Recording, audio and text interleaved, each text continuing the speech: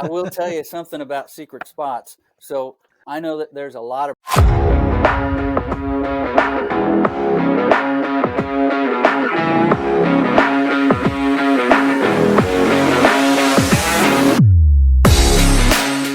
So welcome to the Kayak Bass Connection podcast. I'm your host, Jared. If you're listening to this podcast, I know you're probably a passionate angler. So know that our sport fishing in Illinois especially would not be possible without the good folks that spend their time managing and protecting all those natural resources that we love. So tonight is our podcast is dedicated to hearing the perspective of one of our Illinois Department of Natural Resources biologists. So let me introduce everyone real quick. First of all, our special guest, Mr. Shawn Hurst. Shawn, thank you very much, not only for the work that you do as a biologist with the state of Illinois, but for being here tonight. Absolutely. We're also joined by Austin Wiedenhunter.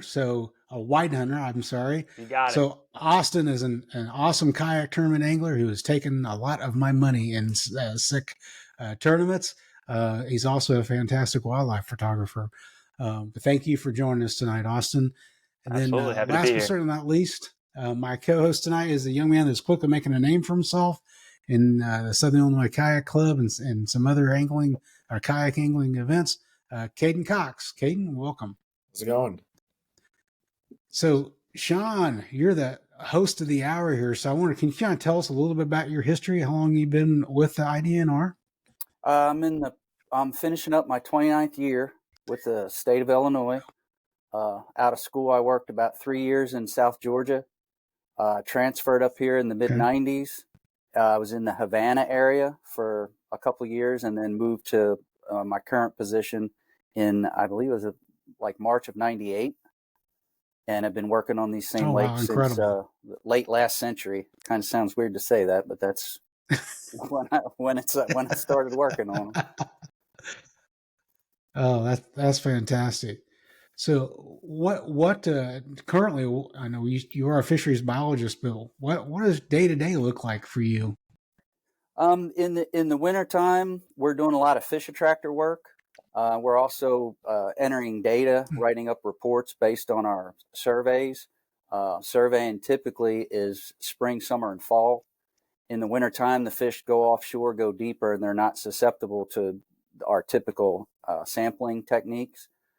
So it's a slower time in terms of fish sampling, but I like to be on the water, so I'm doing as much fish attractor work and that type of thing as I can in this time of year. This morning I was working on building some, we call them Shelbyville cubes.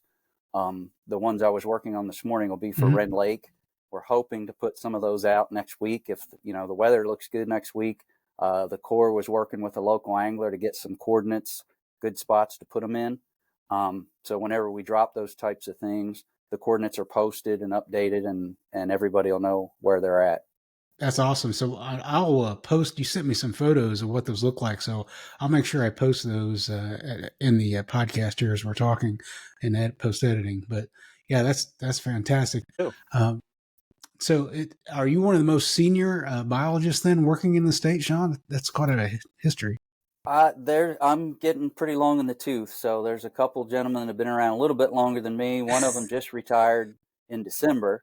But yeah, I'm getting up there in terms of seniority anyway. What general area of the state do you operate in then? I'm based in Southern Illinois. I cover Rend Lake and also Jackson County. So any water body, inland lake, pond in Jackson County. Okay. So if somebody calls with a pond question, there's fish kills, anything like that for Jackson County, I cover that. But my main job title is like the Rend Lake Reservoirs fish biologist. Caden or Austin, have any one of you ever finished that lake before? I have not. I'm not for sure. I think I've only fished one or two of the lakes on this year's schedule. So I'm kind of curious. What's the layout of that lake like, Shawn? It's about 19,000 acres, real shallow. It's a impoundment of the Big Muddy River. So you're not going to have the clarity. You're going to have very, very little aquatic vegetation. And it's It's a big crappie fishery. It's got okay bass. The bass is dependent on high water in the spring. The Rend Corps of Engineers has no control over the water level over there. So if we have high water and it stays high in the spring, we get a good bass spawn. If the water doesn't come up, or if it comes up and then drops real quick, it really affects the bass reproduction over there. And so that's something that we struggle with. It's an older lake that really lacks habitat. And so that's always been a struggle. As these lakes get older and older, they have less and less habitat in them because anything that was left in them is breaking down constantly. That's awesome. I hadn't fished Rend Lake either. It's one of the larger lakes in Illinois, correct? It is. I think it's maybe the second largest. Of the right one. Yeah. Yep. There's three main Corps of Engineers reservoirs. You've got Lake Shelbyville, you got Carlisle Lake, and then you have Rend Lake. Yep. Awesome. But looking at your schedule, you picked some really good lakes. Kincaid has a fantastic bass fishery right now. Cedar is probably the best lake in southern Illinois other than Newton in terms of bass fishing. And I had looked at the schedule the other night just out of curiosity and saw all three of those lakes were on your list to fish, and you've picked some good bass fishing lakes for kayak tournaments for sure. Yeah. Yeah, they're between those. I mean, Kincaid, Cedar, and Newton. I mean, those are just fantastic in my mind. I have to tell you, Cedar's probably my favorite, though. Historically, we haven't typically had like the best tournaments on Kincaid, but I've fished Kincaid a lot outside of tournaments, particularly up near the Paul Ice area. And now I haven't particularly caught a lot of largemouth, but I've caught a large amount of quality largemouth in Kincaid, and it's just a beautiful lake too. Now there's a lot of boat traffic, especially in the summer. It's a very large lake, but that Paul Ice area, if there's somewhere you want to get out quick, there's a bunch of grass and it's clean water. It's a pretty fun area up there too. Now, Shawn, you talked about having all these different interactions. You mentioned local angler was kind of helping you place some of your structures. What other type of interactions do you usually have with anglers that frequent the lakes and the ponds you're responsible for? Do you take a lot of information from anglers? Or I try to, because a lot of times, like say Cedar Lake, we sample it every year, but it's 2 or 3 days in the spring, and that's what we base our management recommendations on. Now we'll see, 500 to 1,000 bass in those couple of days, but I can only tell people what we see when we're sampling, but I like to know what people are catching when they're actually fishing. So I try to pick their brains when I'm out there, see how they're doing, what they're catching, the shape of the fish. One problem we have at Cedar, it's very rare for a public lake. We have a couple lakes in southern Illinois, too many bass. We need to thin out the small bass, and I can't get anyone to keep the small bass at Cedar Lake. 99% of the people I've talked to say they have not and they will not keep a bass out of the lake. Wow. And, so when you say small clarify, bass, we want them to keep the small fish. Okay. So we have. What would you consider small? At Cedar Lake, it's the same at Kincaid. We see it at both. The bass are real slow growing and almost skinny until they get to about 14 inches. And then once they get to 14 inches, they just take off and they swell up like a football. My theory is their mouth's big enough at that point where they can eat multiple year classes of shad and other forage fish, and they just take off. That's the reason we have that slot limit at Cedar, is once they get to 14 inches, they just take off and they're just going to keep getting bigger. But we need people to keep their smaller fish, thin them out, and allow them to grow faster. Not only will they reach 14 inches quicker, but there'll be more food for those slot and bigger fish if we get rid of some of the smaller fish that are in that lake. And so on that topic, you said that they are big enough to eat multiple types or years of shad. So is that the main forage at Cedar? I've never fished there. I mean, do they pick off bluegill? Is it a shad lake? They'll eat anything they can find. but like any predator, they're opportunistic, and there's more shad than anything Yeah. else out there. The problem can be the Okay. shad can grow pretty quick and get to a large enough size that a 12-inch bass can't eat them, or a younger bass can't eat them. Where a largemouth can eat a shad that's almost a third its body length. Now it can only eat a bluegill about a quarter of its body length if you think about the body shape and the spines on a bluegill. But shad's the main forage base. Yep. There's also multiple sunfish species in the lake that they'll eat, and there's also another fish called a spotted sucker that are pretty susceptible to bass. They're long, slender, and spineless, and we see quite a few golden shiners also when we're doing our samples. Golden shiners. Oh. Now, when you've mentioned that a few times, your samples, is that electrofishing? Is that what you call it? For when we're doing a bass sample, and also we get information on crappie, bluegill, pretty much everything in general is a electrofishing sample, and that really only works in shallow water.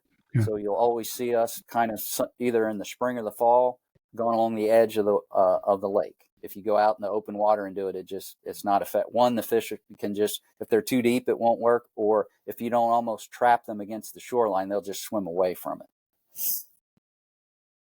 Now, one thing we may try is now that we've hired a few more people, we're looking at getting some nets. I might do a fall crappie survey on Cedar, which we've never done before. But that remains to be seen if we're able to get a net boat with some nets. And if we have that this fall, we may try to do a crappie specific survey in the fall. Okay.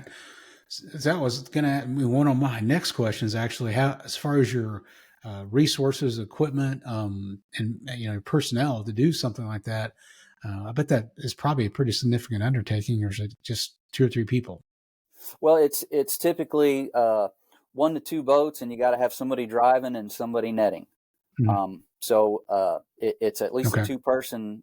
The bonus with that is, although I'm responsible for and manage the waters in Jackson County and Rend Lake, I get to go do the surveys and observe the fish at Crab Orchard Refuge, at Newton Lake, at East Fork Lake, at Forage Lake. I get to see a whole bunch of the lakes all throughout the state, but I typically won't answer questions about them because I refer them to the biologist for those. If they're general questions, I'll ask, but if there's any, why is this or why is that, I'm like, I'm going to let you talk to the biologist that's in charge of that particular lake. But it's fun to see the different waters. And I have different waters. And I literally have a Post-it note right here with those guys' names and phone numbers on it. Yep. So we're going to hopefully get to talk to a few of those folks as well. So what is unique about Cedar that you don't see in some of the other lakes? Cedar is probably one of the largest lakes in the state that has the 10 horsepower limit. I get questions on that all the time. That's a City of Carbondale ordinance. It has nothing to do with DNR. However, if they were to ask me my opinion on it, I would tell them I think we should stick with that, because one of the major problems at Cedar is we just don't have enough parking. You get on a Saturday at the Pomona ramp or the City of Carbondale ramp, there may not be a place to park.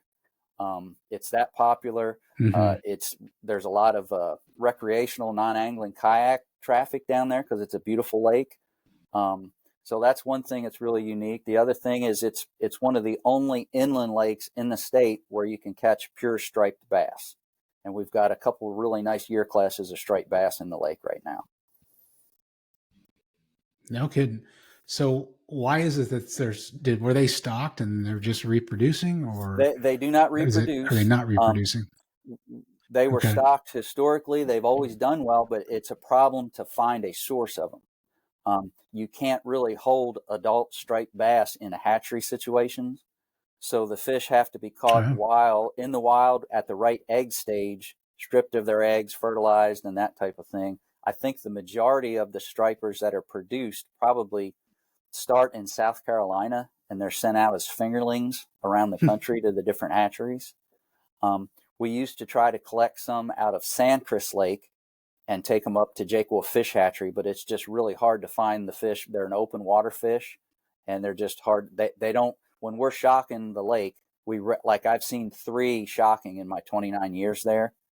and I've caught as many as 20 in a day fishing. Wow. So they're there. They're just in the open water, and they're not susceptible to shocking. And so, is the Sangchris fish? Are they also purebred, or are they a hybrid?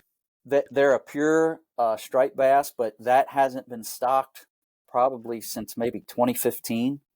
I've been fortunate that I found a source in Arkansas, but it's really hit or miss. They get fingerlings, they put them in a pond, they drain the pond in the fall, and they're there, they're not there. And there was 4 or 5 years in a row it was a complete bust. One of the federal hatcheries got into raising some fish, and we got 2 really good stockings from them. That was also in Arkansas. And so that's the fish that we have out there right now. They were from 2020 from Mammoth National Fish Hatchery in Arkansas. And they're about, I'd say, 19 to 24 inches right now in the lake. We've also started tagging some. So if you happen to catch one, look at the dorsal fin and see if we call it a Floyd tag. It's about the diameter of a piece of spaghetti. Be about 3 inches long. It'll have a 5-digit number on one side, and it'll have my phone number on the other side. If you're not keeping the fish to eat, try to get that tag number. Call me and just let me know the date. If you can get a length on the fish, that would be great. Try not to take the tag out if you're turning the fish loose, but I know it's hard to control, especially if you're by yourself on a kayak. It's hard to control a fish like that, to be able to look at the tag and yeah. Now, just to clarify, those in Cedar and Sangchris have tags, or just one or the other? No, just some of the fish we're catching in Cedar, hook and line, we're putting tags in. And so I think we have up to about 75 of them tagged right now. But if you catch one with a tag in it, you're going to see that tag for sure. Yeah. I don't live in Southern Illinois, but I have family that lives in Carbondale, Murfreesboro. So every time I go down there, we frequent Cedar Lake, Kincaid Lake, mostly those two. One lives 10 minutes from the boat ramp on Kincaid, and the other used to live on the road to the boat ramp at Cedar. So we fished Cedar any chance we got. And my brother-in-law particularly goes out there and targets stripers with a fly rod, and he's caught some over 10-pound stripers out there. And I can't remember the details. I haven't had the chance to go do it yet, but there's particular seasons and time frames where the only times he's been able to catch them, and then outside of those time frames, it's been really difficult. Yeah, it's certainly hit or miss. It seems like spring is really like everything else. It really turns on in the spring. I know that there's been some people that have found some on certain days, but then they go right back and then they can't find them. They get into them one day and then they can't find them the next day. And that's the mystery of where do those fish go? The next day they're not in an area and you just don't, it's hard to find them. Yeah. It's magical when you're sitting there and they just start boiling around you, and they can move hundreds of yards quickly. And that's the only time I've caught them is when they've come up and they've been schooling and I throw something in there and catch them. Other than that, I've always struggled to actually target and catch them just because open water, where do you look, Yeah. I would like to someday catch one on my kayak is a goal of mine, but I haven't been able to pull that off yet. That'd be a sleigh ride, I think. I think they would drag you around for sure. Yeah. Yeah. I wanted to go out and catch a Kincaid musky in Kincaid. It'd pretty much be a similar experience out of the kayak. Yeah, and we also have some of the muskies at Kincaid have that same tag in them that I'm talking about that the stripers in awesome. Cedar will have. So like since we're talking sort of about Cedar Lake a little bit, so what do you think is the main forage base that allows the bass to reach? I know you talked about the different sizes and different growth of the bass, but the bigger bass there, you talked about a lot of different things. Is there any one species of forage you think they're cluing in on to reach the size that they've reached in Cedar Lake? I would say the gizzard shad. It's because the gizzard shad, they can be from 2 inches to 10 inches. And so you're going to have multiple year classes. They're the most abundant fish. They're a schooling fish. Now, once they get, the bass get big enough, they can eat pretty much anything that they can find. But just law of average, it's going to be a shad just from the numbers part of it. And when you and I talked earlier today, you had mentioned the efforts you've been doing to maintain the fish habitat there in Cedar. I'm curious, Caden, Austin, I know Caden said you hadn't fished at Austin. Have you ever, did you know that habitat was there? For shad specifically? No, for the fish habitat that's been dropped in Cedar. Oh, yeah, a little bit. I know early on, I've been fishing Cedar since my sisters went to college there. When they were in college, I went down and fished there. And me and my dad would go down there on his John boat, little 9.9 kicker. And we bought that. And I know it was online as well, but we bought a book from Walmart that basically has all the lakes in Illinois within it. And within that book, they had marked some spots where structure had been dropped, which we used to target crappie. And, wherever you find that structure, usually there's some forage fish trying to hide in it where, predators are lurking to ambush. So, yeah, we targeted those places. I don't think it was probably not all the ones that are there now, but I haven't checked it. By the way, we'll be linking a list of the actual GPS coordinates that the IDNR has on their website that shows you where a majority of those they're at. And does this group get the secret spots that aren't on the map? The personal ones? I will tell you something about secret spots. So I know that there's a lot of brush that's sunk by anglers out there. And we don't have any record of that. It's not something that's allowed, but I know it goes on all the time. So there, and with live scope, there's not a lot of secrets anymore for a lot of that stuff. But if you look at our stuff, our stuff's all artificial. Artificial's not as good. Natural wood's the best thing. Any kind of hardwood treetops, cedars, Christmas trees, that's better. But the artificial stuff works. And if we're handing out a map showing all these locations, I want to make sure something's at these locations when you go to fish there. Another thing you'll notice with our fish attractors at Cedar, they're all in about 10 to 18 foot of water. When a lot of these lakes were constructed, everything was cleared out in that deeper water, and there's no structure. So one thing, if you're on a boat, kayak, you can find shoreline structure, and in the fall and the spring, there's going to be fish on that stuff.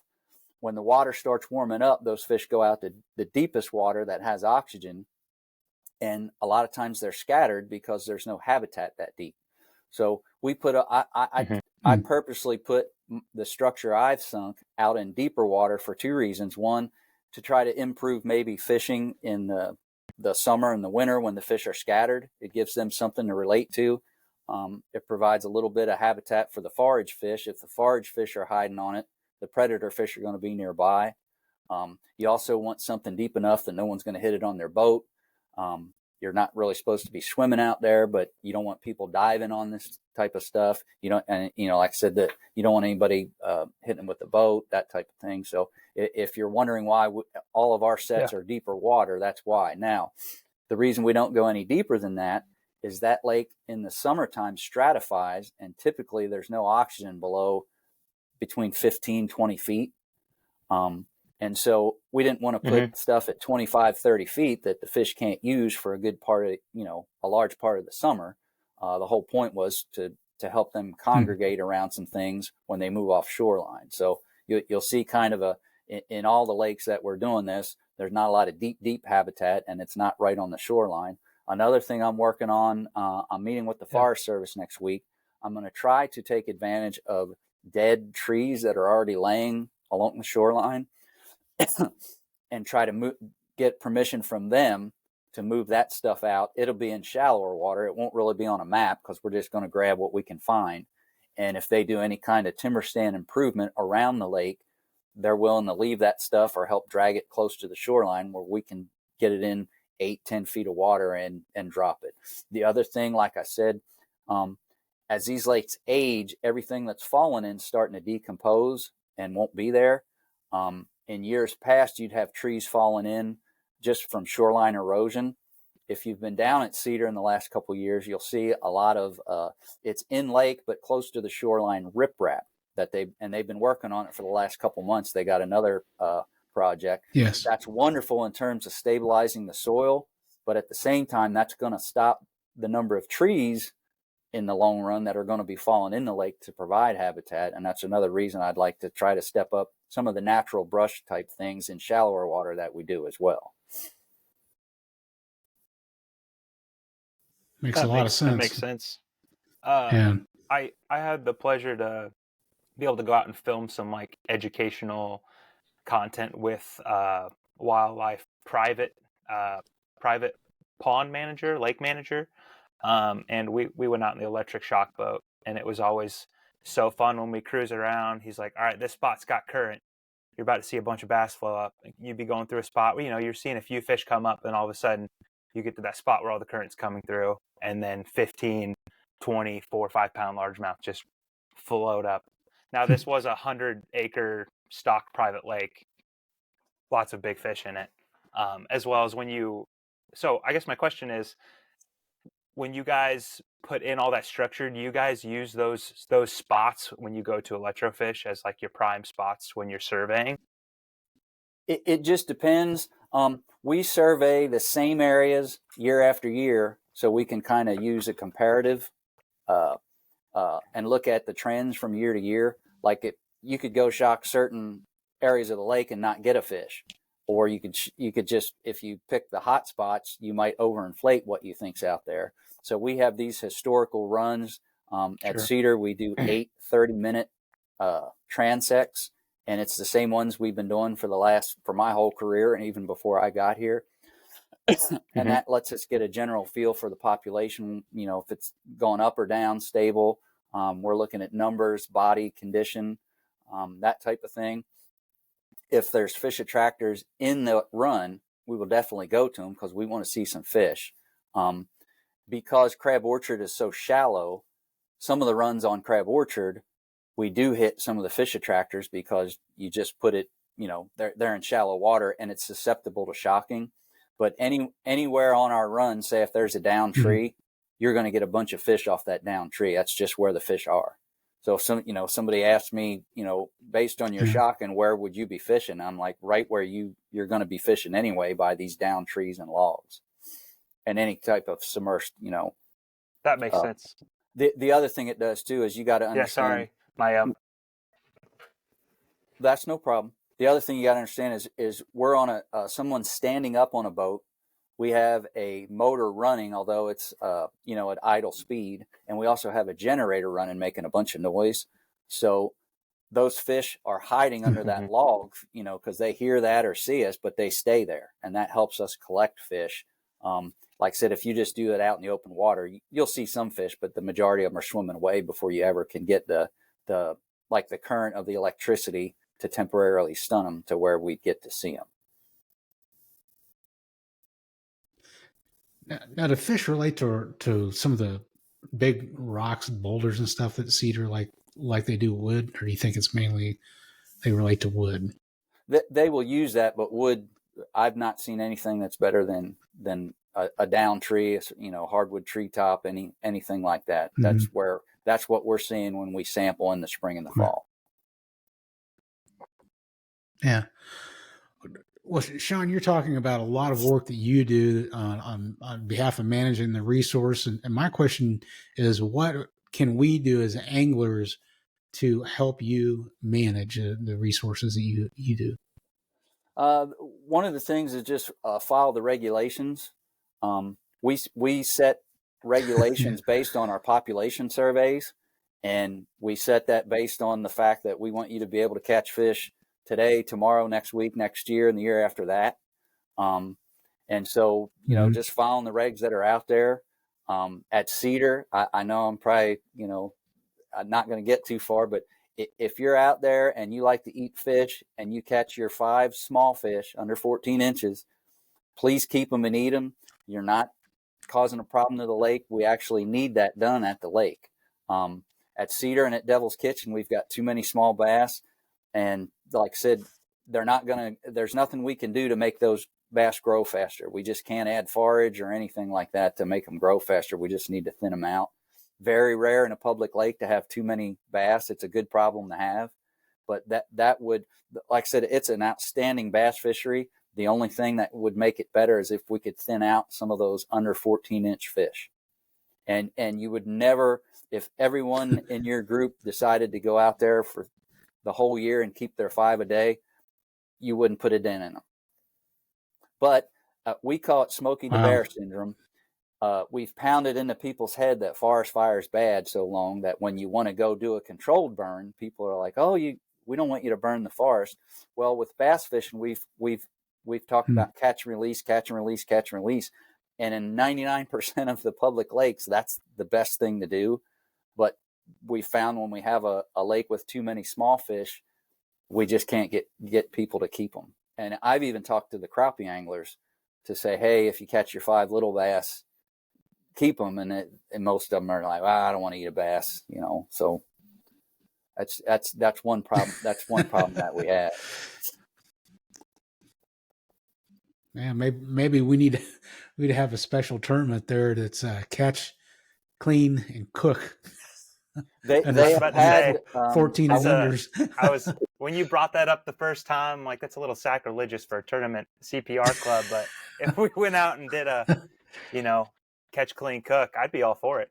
Yeah, after hearing this, yeah. I've tried to spread the word, but it's like I said, it's hard to, and I've had, you go out there and you don't catch a bass one day because they're not biting, and you're like, well, I'm not keeping any bass out here. I didn't even catch one today, but they're there, trust me. And they've been there my whole career. I've been trying to get people to keep them for 29 years, and we're getting we have a pretty high percentage of fish in that 14 to 18-inch range. But it could be better, it could be better. But like I said, it's one of the best bass lakes in all of Southern Illinois.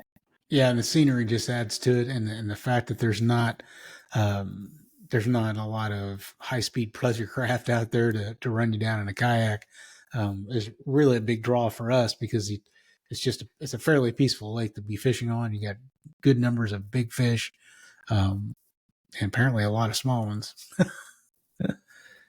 Okay, Shawn, I got a question for you.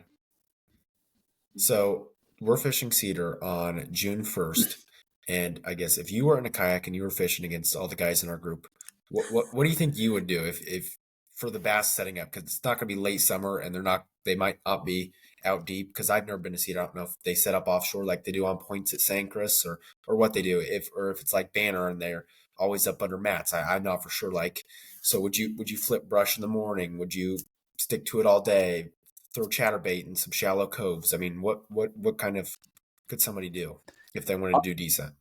I actually listened to a couple of the podcasts yesterday, and I wanted, it was either Brandon or Mike talked about start shallow.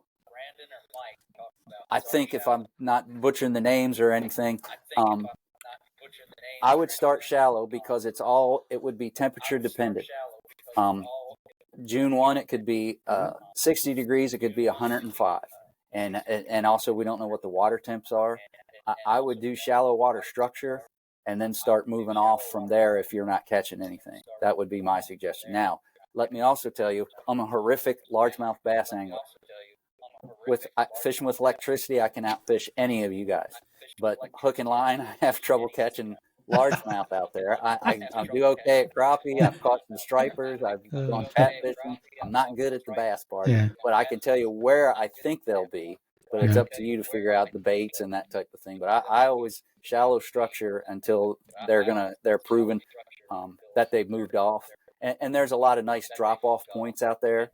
And also, the creek bed is pretty easy to find if you have a depth finder, and so it's the classic. I'd start on structure and then start looking for drop-offs and that type of thing. The questions that are one of our members raised was about the catch, photo, release tournaments. Right. Yeah. It would be nice if a lot of groups could do that, because I really think that would help fish survival, especially in the warmer months. But the only group I know that really does anything similar to that is the musky groups. but they have to do it because, at Kincaid, it's a 48-inch minimum. Technically, they're not allowed to possess anything smaller than that.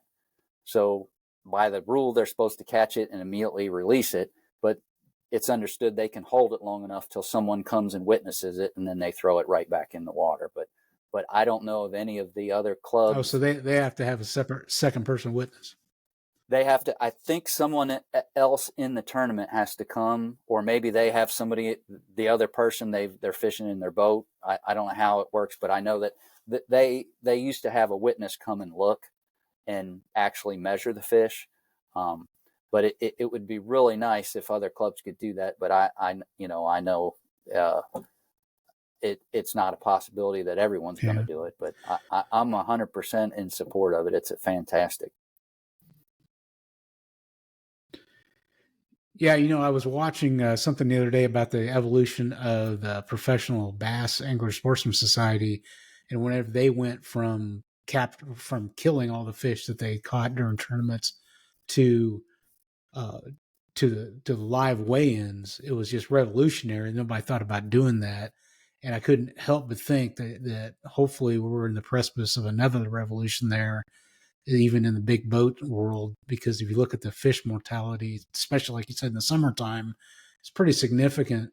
On a August day in Illinois, after dragging that fish around in a live well for 6 or 7 hours, then put it on a scale. So hopefully some other clubs might look at least experiment with it, because I think it really is help. That could be something that could help manage some resources at some lakes. Yeah, the tough part with that is you have what's called delayed mortality, where you might have the weigh in, turn that fish loose, and it swims away fine, and it might swim away and die, and it might get far enough away that there's not any type of grouping of them where no one will ever, if you have 20 at the boat ramp, you kind of know what happened. But some of these fish will just can just swim away, and then you just won't know that they've passed, and they've passed. That's the tough part. And it's really something that's hard to study, because you'd have to get that fish after the weigh-in, put some kind of radio tag in it, which is stressful in itself after the fish has been in a lot, and then follow it. Well, if it died, did it die because I cut a hole in it and shoved a radio, a remote control radio beacon in it, or did it die because of the way it was handled? Or that just makes those types of studies really, really tough to do. And I've seen other studies where they'll take those fish, put them in a cage, and come check it. Well, I mean, that's stressful in itself too, that the fish is in a cage and it can't get back to where it wants to get, by the time you come and check it to see if it lived. And so we haven't had a lot of problems in terms of reported fish kills after. Now, I have had at least one in Cedar in the last 4 or 5 years. But we know we lose some fish to it, but that's another reason that we sample every year, is to keep an eye on it. And boy, I'm sure we lose some, but it's still, like I said, it's a tremendous fishery down there. It is, absolutely. Shawn, I want to thank you for taking time. I know that you've been real good about coordinating with us, getting this scheduled, and you can just tell your passion for taking care of the resources that we value so much. We can tell that it's not just a job for you, it's a passion. Just want to, on behalf of all of our anglers in our kayak tournament series, thank you for what you do for all the lakes that you work on in Illinois. Well, I appreciate it. It's been a great career. Yep. Thank you, sir. Feel free to post my phone number and email if people have questions or want the maps or anything like that. That's what I'm here for. Okay. So I'm not going to get mad if people call or email. That's part of the job. So. All right. Fantastic. Well, thank you, sir. And be safe out there putting out those new pieces of habitat you've been building. Absolutely. Well, hopefully you'll see me dragging some trees in down. They're also I shouldn't bring this up, but they're talking about putting in a kayak specific launch down at Cedar. I don't know what that is going to entail. I don't know the time frame, but we'll see. We'll see if that comes into fruition anyway. I want to thank everyone who joined us tonight in the podcast. There's tons of information. I'm going to watch this one myself 3 or 4 times to kind of get all the little nuggets that Shawn helped us with. So thank you for everyone for taking the time, and we'll see you in the next episode.